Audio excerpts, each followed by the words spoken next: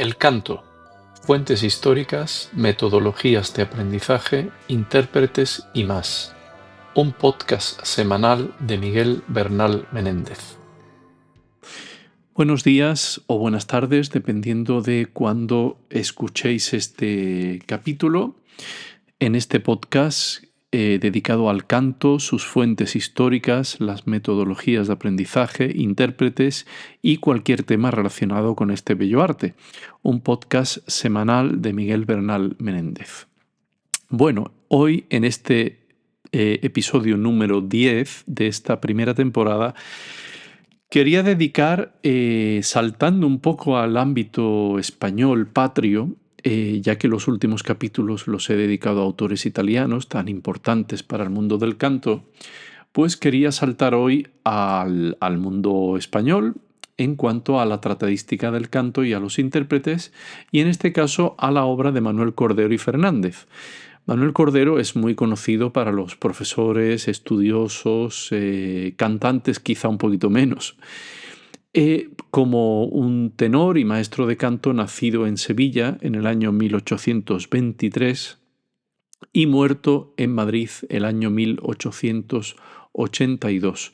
Él había sido un tiple de la Catedral Sevillana, alumno del maestro Hilarión Eslava y también discípulo luego en Madrid en la Capilla Real, la famosa Capilla Real del Palacio Real, y de José María Reart como maestro de canto en Madrid.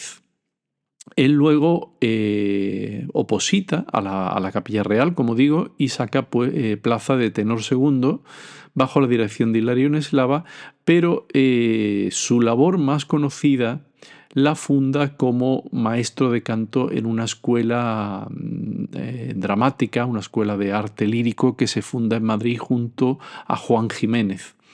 De ahí saldrían alumnos y alumnas muy destacados, entre ellos Gayarre, como dice Saldoni, y el tenor Aramburu también. Y podría decirse que Manuel García es el contrapunto perfecto a la obra de Manuel García Hijo, su famoso tratado de canto, puesto que quizás Antonio Cordero, no sé si había dicho Manuel Cordero, Antonio Cordero y Fernández, perdón, es el nombre. Quizá sea el que establece, por lo prolijo de su obra, sobre todo la primera, su primer tratado de canto, lo prolijo de su obra, lo entusiasta de su escritura, quizá establece las bases de la escuela moderna de canto española. Quizá todo el mundo, cuando habla de escuela de canto española, se dirige al tratado de Manuel García Hijo, pero no hay que olvidar que Manuel García pasó gran parte de su vida fuera y su obra fue presentada al Conservatorio de París, no en España. Quizás su labor como maestro de canto no la desarrolló en España, sino fuera de ella. Por eso digo que la obra de García quizás sea el contrapunto ideal y la verdadera fundadora de una escuela española de canto, porque se centra no solamente en la técnica, que eso lo hacen todos los maestros, sino también en la práctica, ofreciendo detalles y comentarios también del arte lírico español y la zarzuela, cosa que evidentemente García no se centra más en la gran ópera y no en los géneros que algunos autores han denominado como géneros menores, lo cual es bastante ingrato, por decirlo de alguna manera. Bueno, volviendo a la figura de Antonio Cordero, perdonar que había dicho ante Manuel Cordero, Antonio Cordero y Fernández, tenor sevillano y maestro sevillano, tiene dos obras dedicadas al canto. La primera de ellas, publicada en Madrid en el año 1858, disponible en abierto en la Biblioteca Digital Hispánica de la Biblioteca Nacional de España. O sea que si acudís a la página web de la Biblioteca Nacional de España, pues podéis obtener y bajaros el Tratado de Cordero.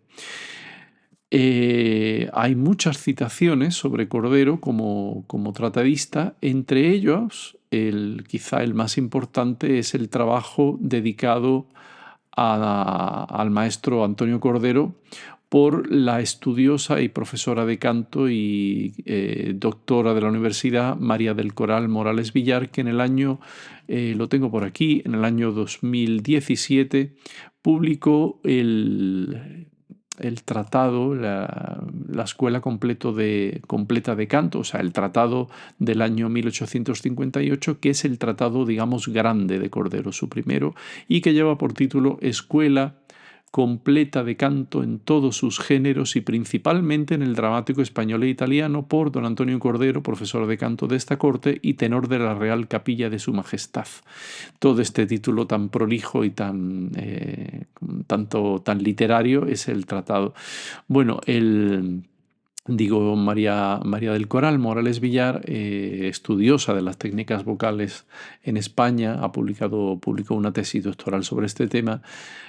Publicó para la Junta de Andalucía este libro, cuyo interés se basa sobre todo en el estudio previo que hace sobre la figura de Antonio Cordero en su faceta de maestro de canto, de intérprete y como parte de la cultura y de los escritores en la prensa del siglo XIX, la segunda mitad del siglo XIX.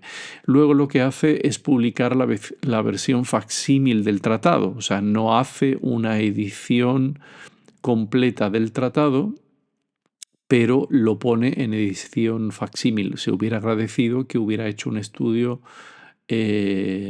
moderno del tratado, corrigiendo, por ejemplo, temas de ortografía, de gramática, y actualizando un poco este tratado con las prácticas modernas de canto. Pero bueno, está bien tener una publicación, puesto que los artículos de Cordero en la época, en la prensa musical de la época, pues están un poco dispersos, y si no buceas en la hemeroteca digital de la Biblioteca Nacional de España, de nuevo, pues bueno, tienes que hacer un estudio de campo un poquito más amplio. En este caso está bien porque María del Coral Morales junta todo, hace un pequeño estudio biográfico de Cordero y sus artículos sobre el canto en la prensa de época. En cuanto al tratado de canto de Cordero, como digo, está dividido lo tengo por aquí abierto, en son cuatro partes y un apéndice.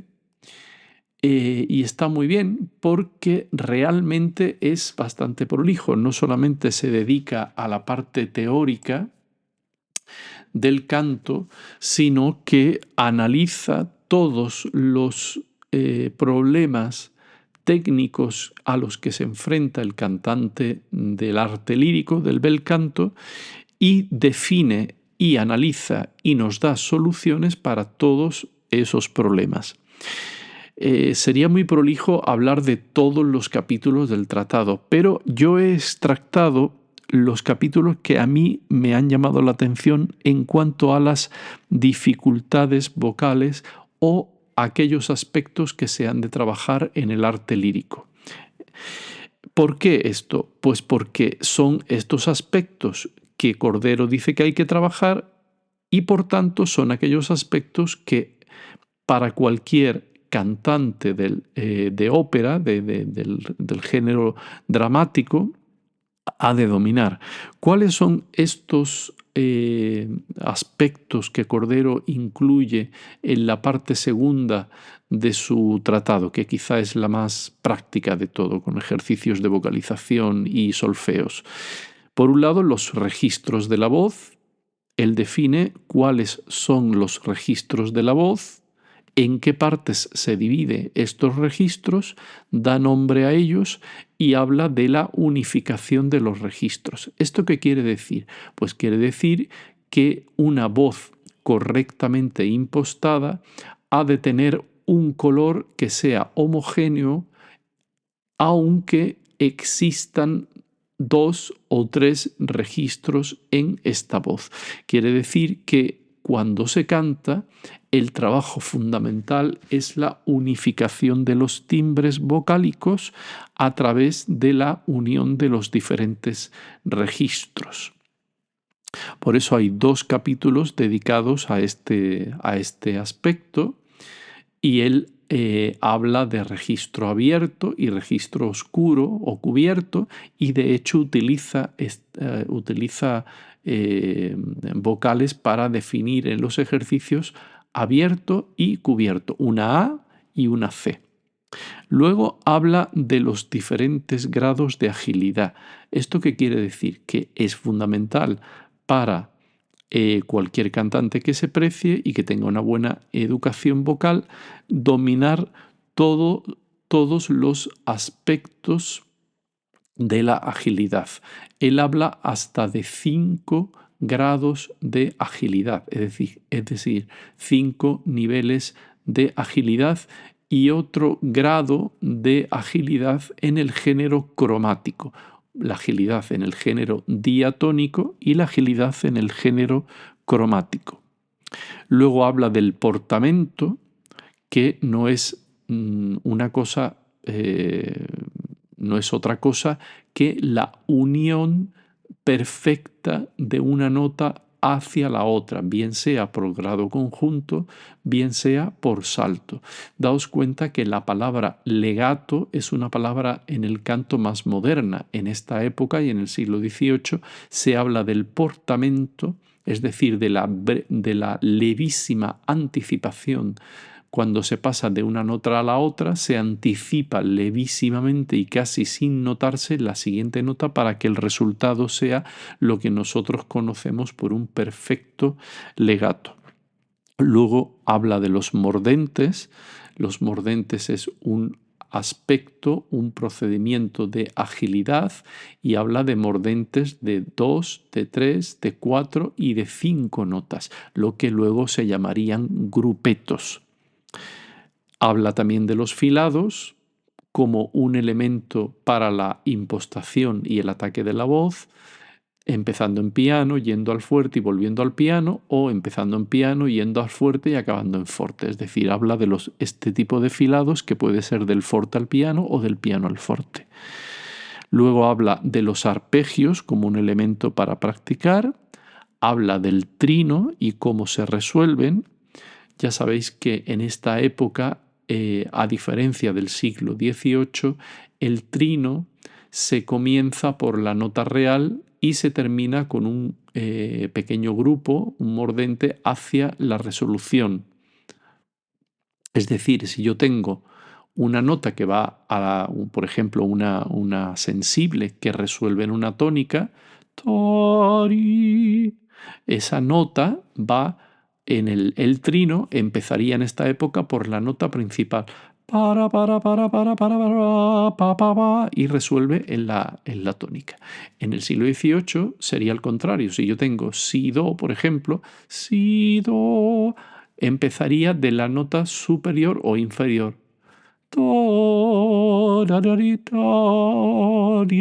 Sería diferente. Luego habla del género cromático como uno de los géneros de canto para practicar. Es interesante que el género cromático lo coloca hacia el final de la formación de los cantantes. Y luego habla de una cosa que a mí me interesa mucho, que es de los recitados.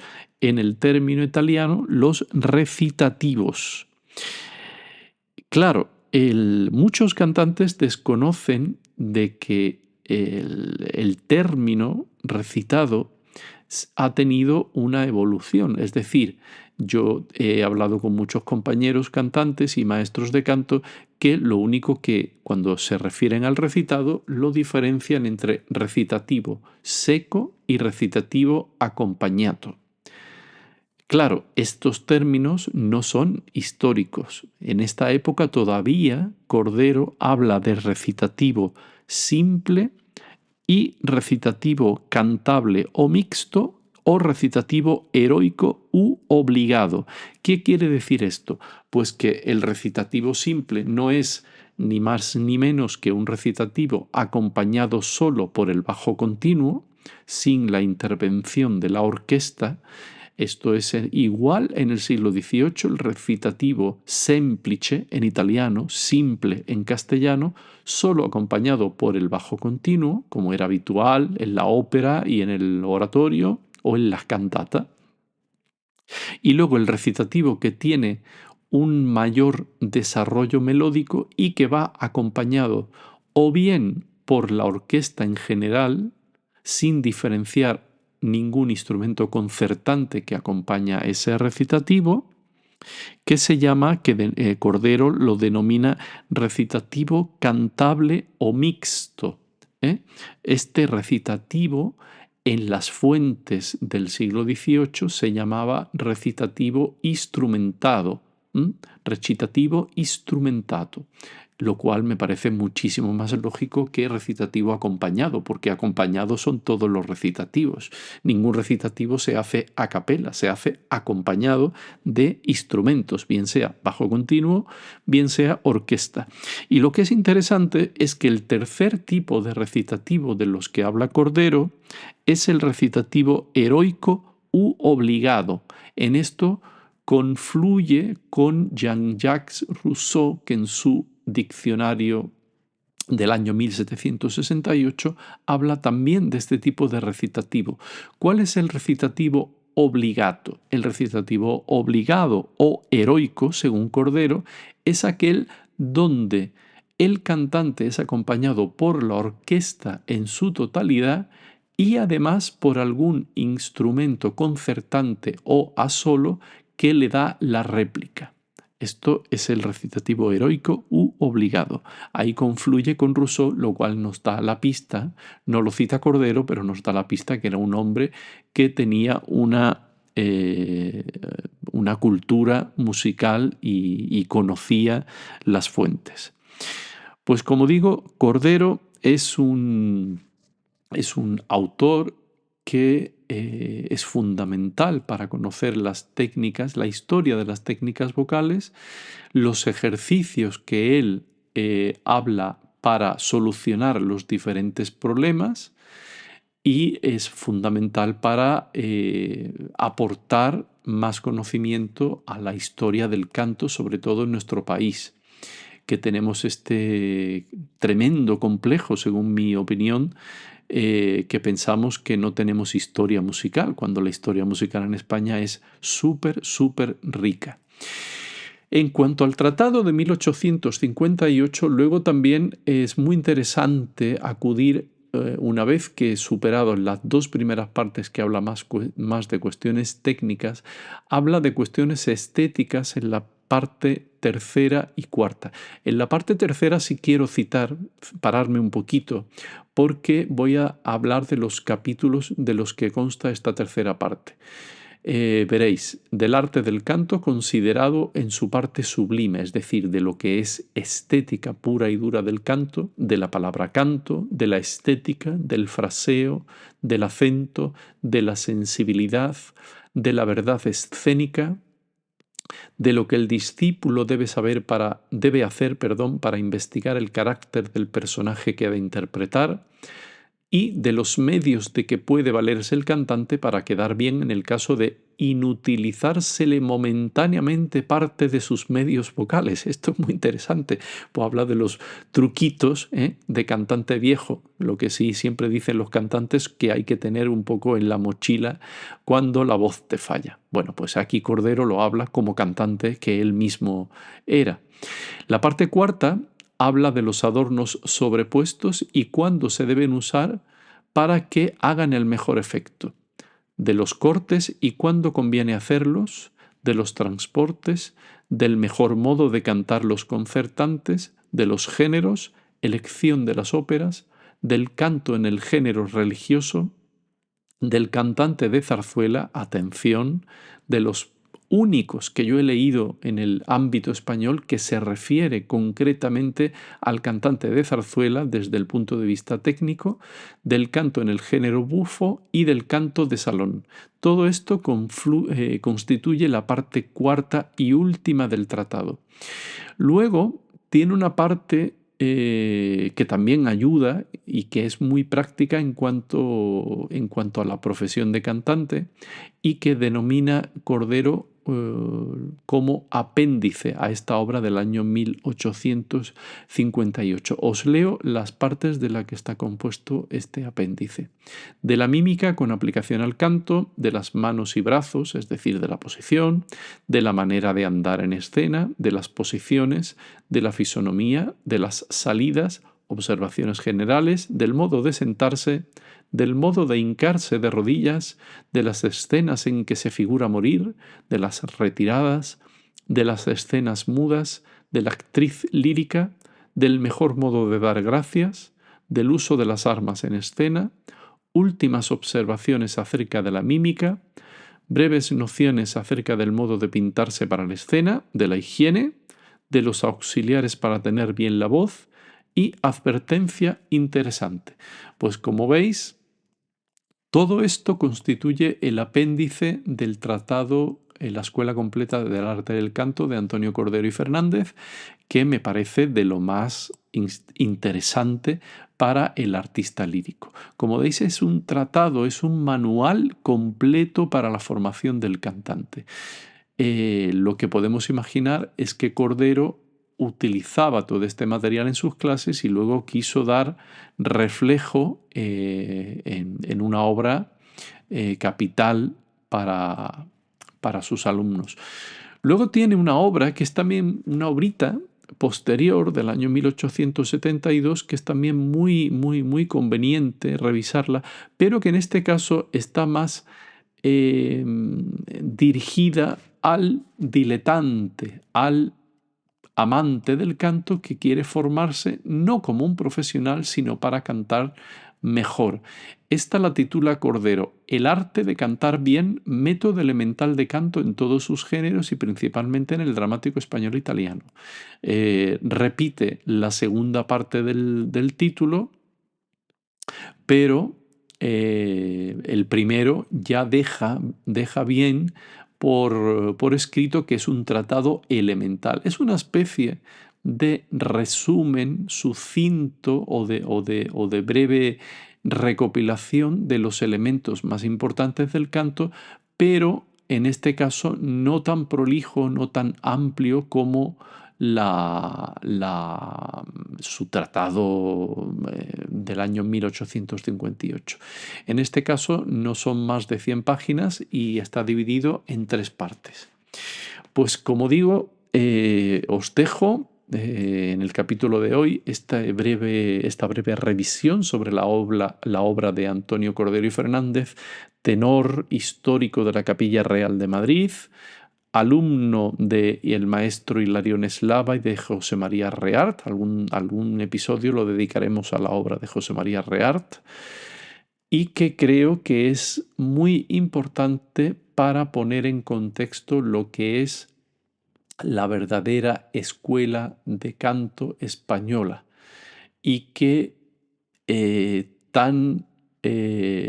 tantos alumnos y tantos cantantes ha dado al arte lírico. Pues como digo, os mando un saludo, gracias por escucharme, suscribiros al podcast para no perderos ningún capítulo y nos vemos en el siguiente capítulo. Un saludo.